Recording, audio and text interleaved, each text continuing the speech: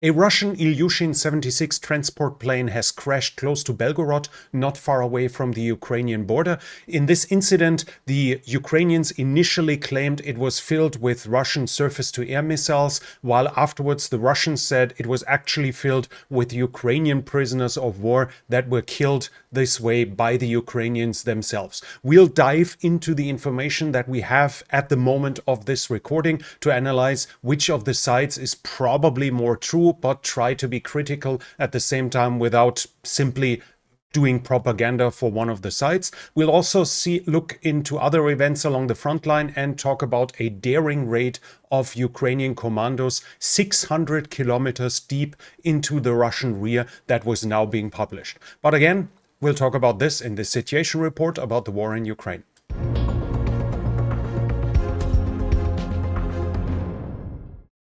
We'll start off with two air attacks. Today, in the last 24 hours, Russian air attacks happened with 60 missiles. Ukrainians said 21 of those were shot down. The day before, an air attack was also with a little bit over 40 missiles. The Ukrainians say they shot down 5 of the 12 Iskander ballistic missiles, all of the 15 KH-101 and its variants, 2 of the 5 KH-59 that were shot at them. But the bigger news is that a Russian Ilyushin 76 was likely shot down close to Belgorod. We see Belgorod here, and here is Kharkiv. So this is roughly 30 kilometers away from the border, the city itself. The Ukrainians initially, we see here Ukrainska Pravda, whereas initially reporting that it was transporting missiles of the S-300 complex, and we see it crashing down here in the background, basically saying that we shot down a transport plane that was meant to transport troops, meant to transport weapons that were meant to be used against us. The Russians, on the other hand, said that 65 Ukrainian prisoners of war were on board, thus claiming that the Ukrainians killed their own men. This would obviously mean that the Ukrainians have shot them down, and we have a longer version of the video here, and at second 20, now we can see something in the sky which would be an indication that an explosion had happened here right before the plane was crashing, thus probably it being hit with a surface-to-air missile that was launched from somewhere, but probably still within range of Ukrainian systems. Then a list of names was published of those prisoners of war, and here at that point it was already identified that one of the persons named is already exchanged. So the Russians claimed that somebody was on board that had already been exchanged. By now, the list has a lot more names that are already confirmed to be back in Ukrainian hands. But we need to see that the list was sent by a Russian propagandist named Simonyan, and she is not an official spokesperson of the government.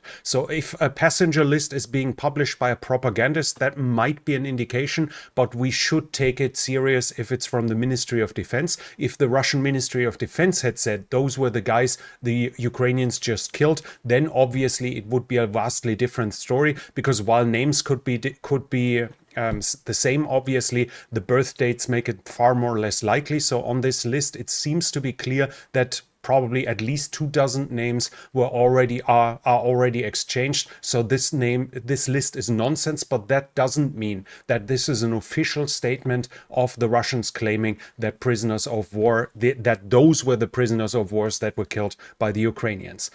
In the past, though, there have been flights with prisoners of war on Ilyushin 76. This is the Supernova Plus channel. It's a pro-Ukrainian channel run by Ukrainians. And here they are referencing to a former Ukrainian prisoner of war who said that he was transported on an Ilyushin 76 with a bag over his head.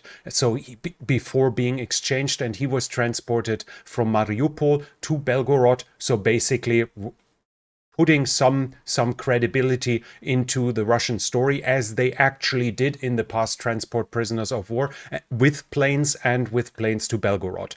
Now we have another sign that it could be something. The GUR, the Ukrainian military intelligence agency, said that today there was supposed to be a prisoner exchange and it didn't happen. The Russians said that this was because of the plane that was shot down that transported the Ukrainian prisoners of war. This could be an indication that the persons that were meant to be exchanged were killed, or it could just be revenge by the Russians to punish the Ukrainians for the fact that they shot down a plane, which is, by the way, perfectly legal in the context of war. If it wasn't like announced as a Red Cross transport or anything like this, then it would be perfectly legal for Ukraine to shoot that down. So this could be a revenge, but it would be another sign that prisoners of wars might be involved in this. Those are more or less the arguments for that, but we have some other things, or this is almost supporting it as well. You can pause the video here if you want to read it more, but this is basically the GUR saying that they didn't know that planes were supposed to transport it. Russia never told them, and using a plane 30 kilometers away from the front line would be a big danger. They are investigating, they don't know anything, but what they don't say is, we absolutely didn't do it, this is nonsense, which makes it likely that it was at least a Ukrainian missile that shot down the plane. The interesting part is, though, that video and videos of the crash site, I can't show it in full because YouTube might think there's a corpse lying around there somewhere, and that's actually the problem of these videos. The videos that we see don't show many corpses. On the videos, there's one corpse visible, other pictures might be body parts. When you have a plane with supposedly a crew, 65 prisoners of war, 3 guards, so solidly over 70 persons on board, then you would expect a certain amount of corpses close to the crash site, and that doesn't seem to be the case. Now, there might be a logical explanation of it, that after the plane being hit and it disintegrating, they were sucked out because they weren't tied to the floor or something like this. Yes, it could be, but at least it would be an indication that the Russian story is nonsense in this regards. We also, there is a claim that the explosion, the volume of the explosion that we can see here after the plane hits, this is a sign of it being fully fueled. This is out of my expertise, but it kind of makes sense that a transport plane, which should have a solid buffer in load when it comes to landing too, in weight, obviously it's meant to transport stuff, that if it carries a load that is less heavy, that it carries enough fuel to return right back, as we have the GOR also confirming using planes this close to the front line is a massive risk. And for the Russians, it makes sense to bring the fuel for the flight back home if it's possible, simply for not having the plane wait for too long on the airport, and thus the size of the explosion wouldn't be proof of anything, at least to me. Then again, we have a geolocalization by now. This was done here by this account where they identified the positions from that video. Again, we can see the tower here and so on. This was seen here on the map, and I went into Google Maps just to see it and to confirm the direction. You can see that tower with the gaps in it and the church right next to it, as we can see here. So this is clearly the same place. And let me quickly turn off my camera so you can see it. This shows the direction of north, and it was flying basically in this direction. So what we do have is a strong indication that the plane was actually leaving Belgorod, even though, again, this is not fully conclusive. It might have had a reason why it was circling, or there might be some small chance that it changed course after being shot down. Also not completely impossible, though unlikely, but again, out of my direct expertise. But if we look at the fact that we basically don't see corpses at the crash site and that the plane seemed to be flying away from Belgorod, it seems extremely unlikely that this plane was carrying prisoners of war to Belgorod while it was shot down, despite all the other things, which of course some of them are questionable and which some of them would at least give some credence to Russia's claim in this context. Also, there were some other claims, but they have turned out, we just look at it here. This was a summary that was posted, which others also posted, like this, for instance, a plane number that was initially posted. They then tracked it, but 110 minutes before the plane crashed, it was last seen over Cyprus. This is, I think, 1,800 kilometers as the bird flies. So it's impossible for that plane that was initially reported to be the one shot down to be at Belgorod at that point. So another layer of misinformation that was spread around, because while the Ilyushin 76, I don't think it can fly 100. I haven't checked now. It should, maybe it could make 1,800 kilometers in almost 2 hours. But what it definitely can't is do it directly, because it would have to fly completely over the not just occupied Ukraine, but over Ukraine that is held by the Ukrainians. So that was definitely not the plane that was shot down, but it's another layer of misinformation that is coming around. So if we look at all of it, the information that we have right now, it seems that there is a possibility that there were prisoners of war on it. I do not see that. I do not see the denial from the Ukrainians in a strengthness that would leave no doubt that they are sure they haven't done it. They also said that the prisoner of the exchange of prisoners of war was planned but cancelled. We do have voices from the Ukrainians that in the past they flew with Ilyushin 76 to Belgorod. We know that today was an exchange plan. Like, all of those things match up, but at the same time the indication of the flight direction and the lack of bodies seems to be a counter argument. So it seems highly unlikely that Ukraine shot down its own prisoners of war. But could this happen? Let's look in history, and we must say, obviously, yes. It shouldn't surprise us if something like this is ever happening. Then again, it's Russia's duty, according to the Geneva Convention, to make sure that prisoners of war are not being endangered after being taken, and flying them into an area where enemy air defense can be active without announcing, by the way, there is a plane coming and it will have your prisoners of war on board. That should probably be within legal measures then if they did this, but they didn't. So should the Ukrainians shoot that down, it wouldn't be Ukraine's fault, it would be Russia's, and it would be a Russian war crime, as they have not protected prisoners of war as they are supposed to, as again, it's perfectly within the rules of law for Ukraine to shoot an air defense missile into Russian territory. So this would be one thing, and historically speaking, we have tons of examples where something like this happened. The most well-known event with German involvement was the Laconia incident, where a submarine torpedoed and sunk a freighter filled with Italian prisoners of war, and then a whole drama evolved around it because there were attempts to save them, and then bombing attacks were coming. But you can read it up yourself if you're interested in it. But the US, for instance, I think at least 4, if not more, freighters were sunk in the Pacific War with their own prisoners of war on board, because the Japanese were transporting them somewhere and not marking those ships as carrying prisoners of war, not making sure a US submarine wouldn't attack them. So the US submariner wouldn't know what's on board of the ship, and obviously sunk it, killing his own countrymen, sometimes in its hundreds, sometimes in its thousands. So can something happen? Obviously it can. It shouldn't surprise us if it was to happen, but in the current circumstances, it seems very unlikely that this was an event like this. But again, the cutoff of my information is like 11:30 Panama time on the 24th of January. So maybe some informations come out at a later point that give a counter argument that prove that they were on board or something like this. But from what we know as of now, it seems unlikely that this actually happened. So let's switch to the developments along the front line. First of all, we have some activity here in the north being reported, at least being reported. Russian channels claim that Pletenivka was captured. But there is no confirmation from any Syria side. So this seems to be nonsense. As we would have heard from the Ukrainians that there's fighting there, they would have reported them entering. This is a town, as you can see, like 2 kilometers away from the Russian border.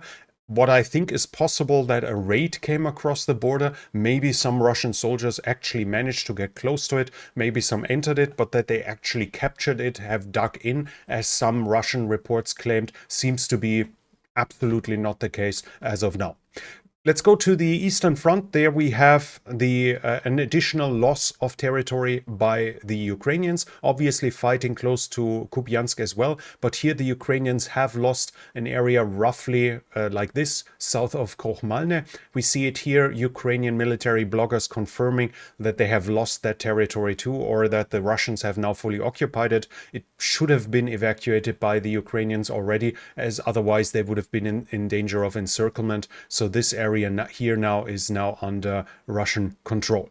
Also, south of Terni, there was east of Terni, there was a Ukrainian counterattack on Russian positions, and it was exactly here, southeast of Terni. We can quickly look into that video, which is kind of interesting because we see Ukrainian activity still with their MBTs. We see several of them attacking and shelling that position here. First, that's artillery fire, obviously, and then we see 3 Ukrainian tanks driving in here. 1, 2, and I think here is the third one.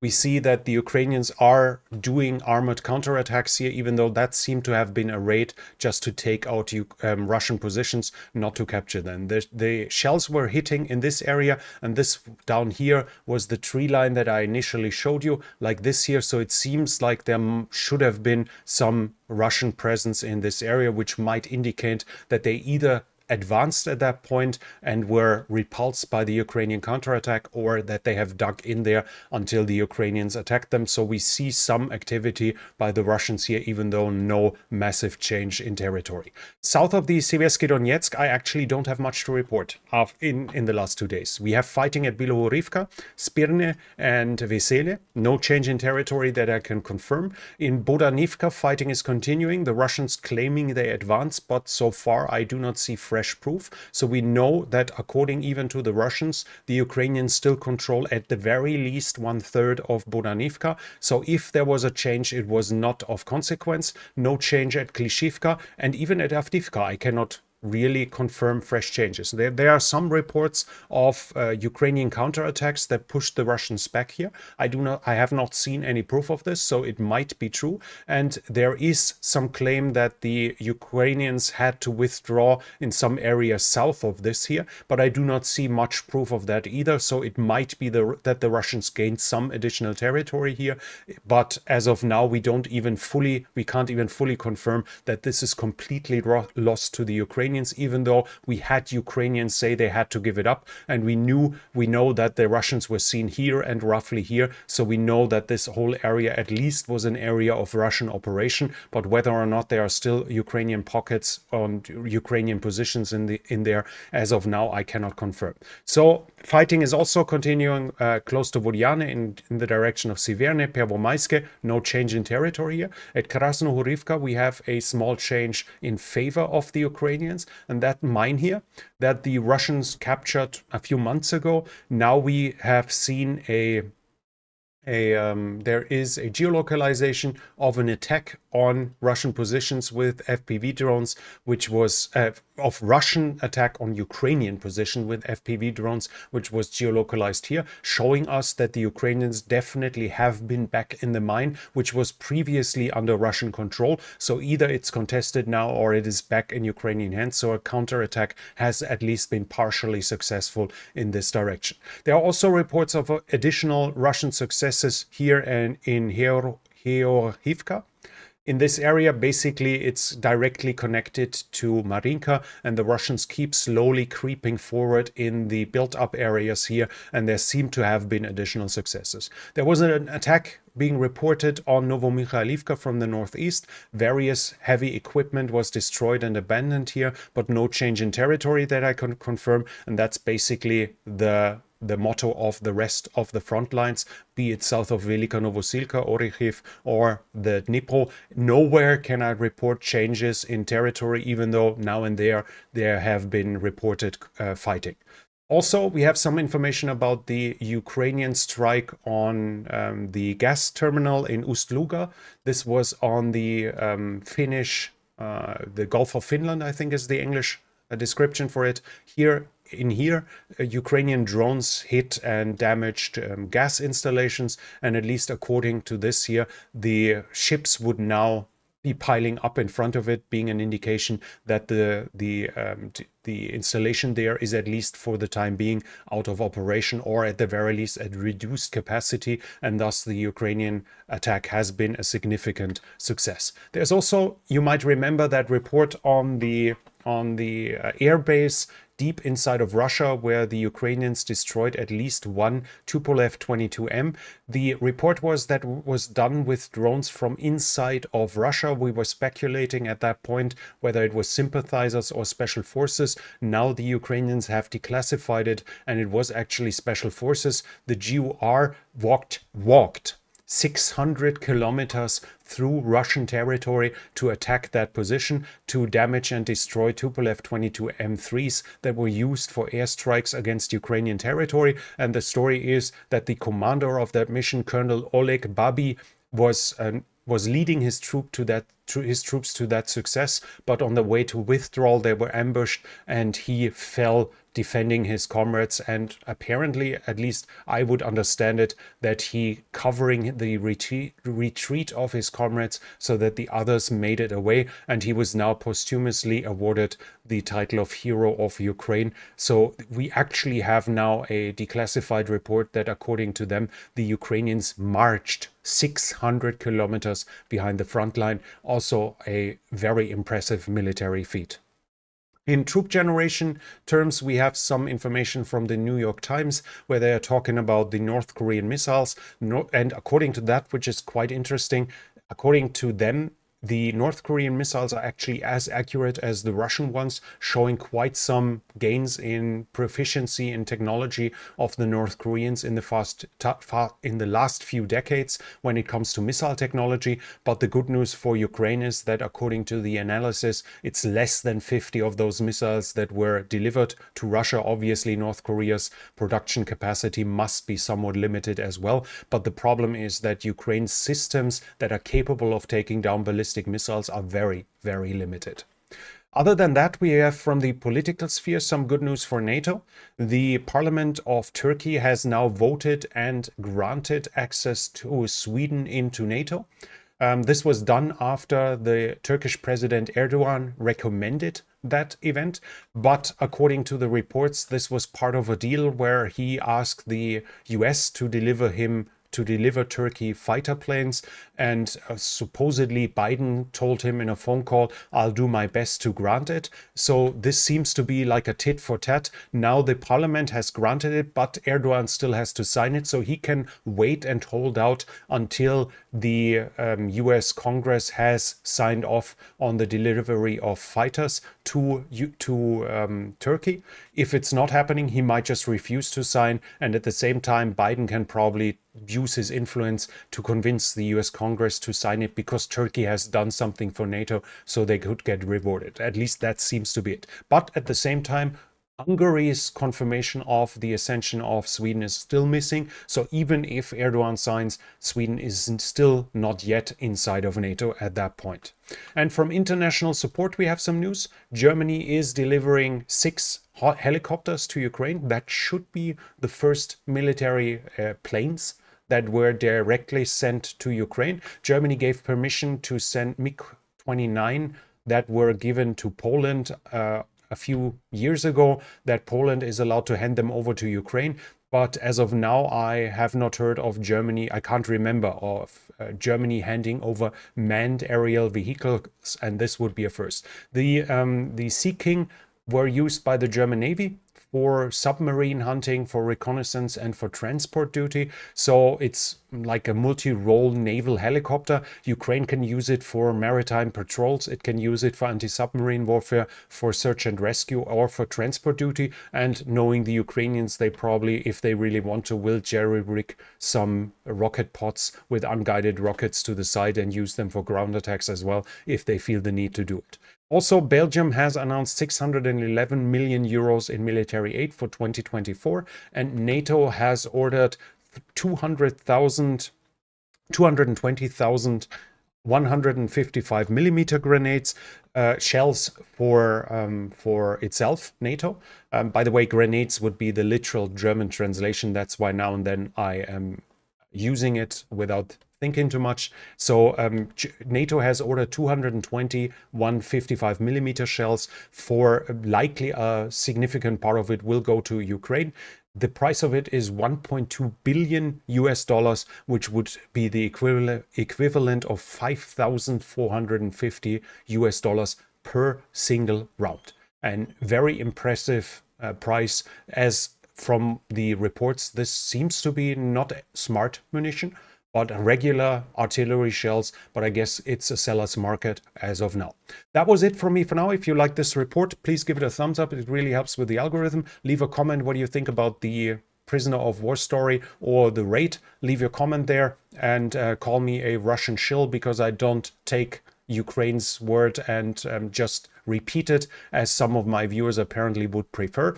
And in the end, you help with the algorithm even if you do this. And if you're new here and want to watch more like this, where I try to actually go to the facts and not allow my bias to completely dictate what I am accepting as facts or not, then obviously, if you enjoy this, I would like to invite you to subscribe to the channel and hit the bell icon so you don't miss future videos. This channel is only possible because of the support of viewers like you. If you like to support the channel, you can do so by the means in the description. But that's it from me for now. Thank you for watching, and I'll be back.